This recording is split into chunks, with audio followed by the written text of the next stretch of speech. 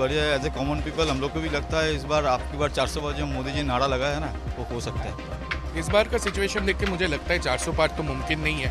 पूरा कलकत्ता में इस बार इस चुनाव में बीजेपी का चांस बहुत ज़्यादा है। राहुल गांधी को लगता है, राहुल गांधी एकदम इनएक्सपीरियंस्ड, एकदम लगता है कि एकदम नादान है, इसका इनएक्सपीरियंस्ड है। पिछले बार 18 सीट इन्हें मिला था, इस बार क्या बदल सकते हैं? 26 अप हो जाएगा। बढ़ेगा। हाँ। यमे इलेक्शन में एक बार फिर आप सभी का स्वागत है और इस समय हम कोलकाता दक्षिण में मौजूद हैं और यहाँ माना जा रहा है कि तृणमूल और बीजेपी के बीच कांटे की टक्कर हो सकती है। और हम इस समय महाराजा के सामने खड़े हैं। ये कोलकाता के फेमस माना जाता है नमकीन की दुकान और चाय की दुकान, जहाँ लोग दूर दूर के इलाकों से आते हैं यहाँ की नमकीन चखने के लिए। और ये काफ़ी पुरानी दुकान है और काफ़ी ज़्यादा लोकप्रिय है लोगों में, खासकर यहाँ के लोग जो दक्षिण कोलकाता में रहते हैं, ज़्यादातर लोग इस दुकान में आना पसंद करते हैं। खाने पीने के शौकीनों के लिए कोलकाता किसी स्वर्ग से कम नहीं है। हालांकि कोलकाता की बंगाली मिठाइयाँ लोगों को सबसे ज्यादा पसंद है, लेकिन यहाँ का मसालेदार और तीखा स्ट्रीट फूड चखे बिना जायका पूरा नहीं होता। चुनावी मौसम में अगर आप कोलकाता में हैं और अपने यहाँ की गलियों में मिलने वाली कचौरी का स्वाद नहीं लिया तो आपकी यात्रा अधूरी है। ऐसी ही स्वादिष्ट कचौरियों की दशकों पुरानी एक दुकान है महाराज स्नैक्स। ये बताइए कि दुकान कितनी पुरानी है? 75 साल पुराना है दुकान। हाँ। अच्छा, आपके दुकान में बहुत सारे लोग भी आते हैं, राजनीतिक नेता, सेलिब्रिटी भी आते रहते हैं। सभी लोग आते हैं। किन किन को आपने देखा? विद्या बालन जी आए थे, बहुत लोग। हम लोग का जो बांग्ला आर्टिस्ट है आपका कंचन मलिक, उन लोग सब नेता बड़े नेता। हाँ सर, बड़े नेता भी, जैसे बंगाल का है देवाशीष दा है हम लोग का, वो तो आते ही रहते हैं। चाय भी जाते हैं उनका ऑफिस में। आपकी इस दुकान की खासियत क्या है? हमारा हर आइटम ही फेमस है। सबसे ज्यादा लोकप्रिय क्या है? हिंग कचौड़ी चाय।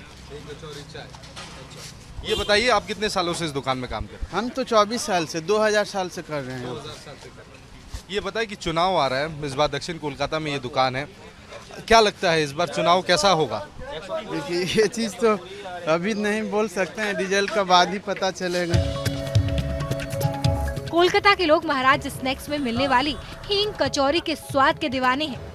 75 साल पुरानी इस दुकान में सुबह 4 बजे से ही स्वाद के शौकीनों की कतार लगना शुरू हो जाता है और फिर रात 10 बजे तक यहाँ लोगों का तांता लगा रहता है। इस चुनावी मौसम में यहाँ स्वाद के साथ साथ सियासत के दीवाने भी खूब पहुँचते हैं और फिर शुरू होती है चुनावी चर्चा। आम नागरिक होने के नाते क्या लगता है आपको, क्या रीड करते हैं कि पॉलिटिकल सिनेरियो पश्चिम बंगाल में और पूरे देश में कैसा है, माहौल कैसा है? माहौल तो बहुत बढ़िया है। एज ए कॉमन पीपल हम लोग को भी लगता है इस बार आपकी बार 400 बार जो मोदी जी नारा लगाया है ना वो हो सकता है। लेकिन बहुत सेंट्रल गवर्नमेंट बहुत काम कर चुका है। इसी के दौरान बंगाल छोड़ के भी बहुत सारा स्टेट भी चाहते हैं कि आपकी बार 400 बार हो सकता है। एज ए कॉमन पीपल मुझे लगता है हो जाएगा। इस बार क्या लगता है कि इन मुद्दों को ध्यान में रखते हुए आप वोट देंगे? 400 पार, देश का अच्छा होगा यही ना चाहते हैं सब कोई। इसी इशू को लेकर अगर नरेंद्र मोदी जी आते हैं तो देश का उन्नति हो रहा है, इसमें कोई दिख रहा है। इस बार का सिचुएशन देख के मुझे लगता है 400 पार तो मुमकिन नहीं है। एटलीस्ट बंगाल में तो बीजेपी का मुकाबले में टीएमसी का रिजल्ट काफ़ी अच्छा होने वाला है, because Bengal has never supported this communal and discrimination and all. We have always been very progressive and very welcoming for everyone. Kolkata एक ऐसा शहर है जहाँ से हर जगह के लोग को हम इक्वली अपना लिए हैं, तो उस मुद्दे पे तो यहाँ पे मुश्किल है। बाकी देश का पता नहीं, हर जगह का अलग एजेंडा होता है, हर जगह का लोगों का सोच अलग होता है, तो बट 400 पार मुझे भी मुश्किल लगता है। अब की बार जनता प्रधानमंत्री नरेंद्र मोदी को 400 पार पहुंचाएगी या नहीं, ये तो 4 जून को तय होगा। लेकिन स्वाद के दीवानों का हर रोज यहाँ पहुँचना तय है।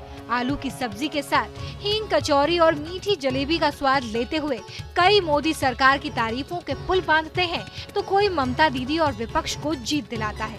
इस सियासी चर्चा में भले ही सीटें कम आए, लेकिन सियासी तू मैं के बीच यहाँ की कचौरियों के स्वाद में कोई कमी नहीं आती।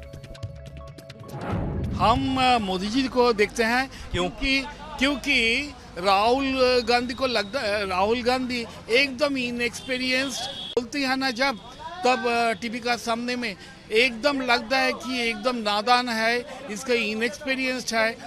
क्योंकि वो नेहरू फैमिली का वो यह है संबंध है, इसीलिए उसको पूरा इंडिया में माना जाता है। और उल्टा सीधा बातें करता है, वो उनका हिस्टोरिकल बैकग्राउंड ये भी उनका मालूम नहीं है क्या होता है। पश्चिम बंगाल में क्या लगता है, बीजेपी पिछले बार 18 सीट इन्हें मिला था, इस बार क्या बदल सकता है? 26 आप हो जाएगा। बढ़ेगा, हाँ। लेकिन विरोधी दल लेफ्ट हो, कांग्रेस हो, तृणमूल हो, सब कह रहे हैं कि बीजेपी का इस बार कम हो। बोलता है, सबको बोलता है। 4 तारीख को दिखा जाएगा, 4 जून को। दक्षिण कोलकाता को हमेशा से माना जाता है कि ये तृणमूल कांग्रेस का गढ़ है। ममता बनर्जी यहाँ से 1984 से जीतती आई है, तो क्या बदल गया यहाँ पे? कि पॉलिटिकल सिनेरियो हर बार एक ही नहीं रहता है, चेंज हो सकता है। तो इस बार हम लोग को लगता है कि चेंज होना चाहिए। बहुत बार हम लोग का जो एग्जिस्टिंग काउंसिल एमपी है वो 2 बार का एमपी रह चुका है, 1 बार एमपी रह चुकी है, लेकिन कोई काम नहीं किया उस टाइम हम देखे नहीं। लेकिन चेंज होना चाहिए, तो इसी के दौरान हम लोग बता सकते हैं एज ए कॉमन पीपल होना चाहिए चेंज। देवर्षी चौधरी इस बार वो जीत जाएंगे, क्योंकि हम डोर टू डोर जाते हैं, घर घर में जाते हैं, और जो लोग इधर में रहते हैं ना, उसको कॉमन माने जनरल एक्सप्रेशंस है कि देवर्षी चौधरी इधर अगर आएगी तो इधर में इसका माहौल बहुत अच्छा बढ़िया होगा कलकत्ता में। और हम ये उम्मीद करते हैं कि पूरा कलकत्ता में इस बार इस चुनाव में बीजेपी का चांस बहुत ज़्यादा है। इन हींग कचौरियों की दीवानगी सिर्फ स्वाद के लिए ही नहीं है, बल्कि इसके स्वास्थ्य से जुड़े भी कई फायदे हैं। हींग में एंटी इंफ्लामेटरी गुण पाए जाते हैं, जो शरीर में होने वाली सूजन को कम करने में मदद करते हैं। ये पाचन को दुरुस्त रखता है। इसे खाने से पेट की समस्याएं भी दूर होती हैं। सर्दी, खांसी, कफ से राहत दिलाता है। हाई बीपी के मरीजों के लिए भी हींग काफी फायदेमंद है। हींग का रोजाना सेवन करने से ब्लड शुगर लेवल कंट्रोल में रहता है। कहीं ना कहीं पोलराइजेशन हर पॉलिटिकल पार्टी की ओर से किया जा रहा है और एक मुमकिन कोशिश की जा रही है कि लोगों को इन्फ्लुएंस किया जाए, लेकिन कुछ लोगों को ऐसा भी लगता है कि इस बार बहुत बड़ी उलटफेर भी हो सकती है। कुछ लोगों को लगता है कि बीजेपी दोबारा सत्ता में आ सकती है, तो कुछ लोगों को ये लगता है कि विरोधी दल इस बार अच्छे परिणाम के साथ सामने आएंगे। लेकिन आखिरकार किसके सर ये जीत का ताज होगा, इस जानने के लिए हमें 4 जून तक का इंतजार करना है। वीडियो जर्नलिस्ट सुमित सरकार के साथ तपस्या सेनगुप्ता, न्यूज़ नेशन, कोलकाता।